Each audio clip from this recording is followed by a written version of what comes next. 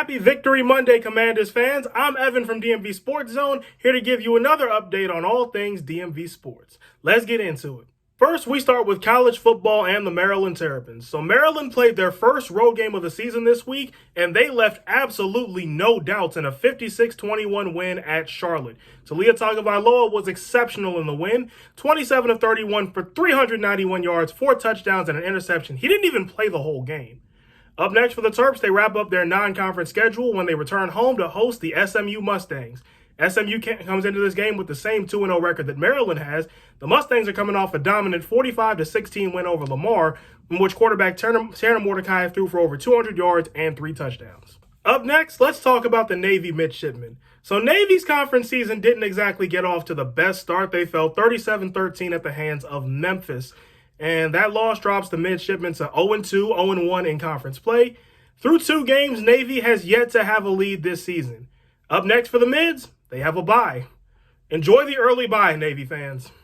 Up next, let's talk about the Virginia Cavaliers. So for Virginia, this was kind of a down week. They fell 24-3 at Illinois. And this is a game where the Wahoo's defense forced 4 turnovers. They committed 3 themselves. The loss drops the Cavaliers to 1-1 on the season.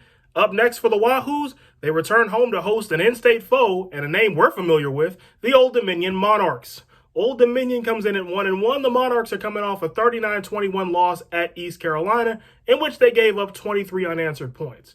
Now, Virginia, y'all better stay on your toes because Old Dominion did beat Tech. Speaking of whom, we wrap up the college football segment by talking about the Virginia Tech Hokies. So Virginia Tech's conference season did get off to a good start. They beat Boston College 27-10 in their first home game of the season, and it's the first win for hopefully many for head coach Brent Pry. The win improves the Hokies to 1-1 on the season, 1-0 in ACC play. Up next, they host the Wofford Terriers. Wofford comes in at 0-2, and the Terriers are coming off a 26-0 loss against Elon. Wofford has not scored a point in 2 games this season, so an excellent get-right game coming up for Virginia Tech. And we conclude this update by talking about the Washington Nationals. So this past week, the Nats did not end the road trip on a good note. They got swept in a 3-game series in Philadelphia. This drops the Nationals to 49-92, their last in the NL East. So here's the week ahead for Washington. The Nats have the day off today before returning home for a 2-game series with the Baltimore Orioles. The Orioles come in at 73-67, 4th in the AL East. If the season ended today, they'd miss the playoffs just like the Nats. Baltimore's coming off a weekend where they lost 2 out of 3 against the Red Sox. The season series between the Nats and the O's is all tied at 1 game apiece after they split a 2-game series in Baltimore, trading shutouts, oddly enough.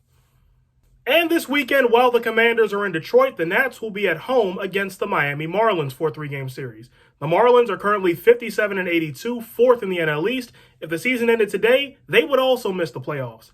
Miami's coming off a weekend where they lost 2 out of 3 against the Mets.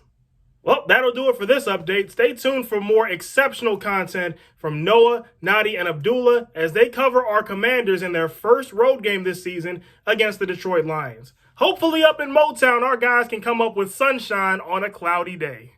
Until next time, though, I'm Evan from DMV Sports Zone, signing off.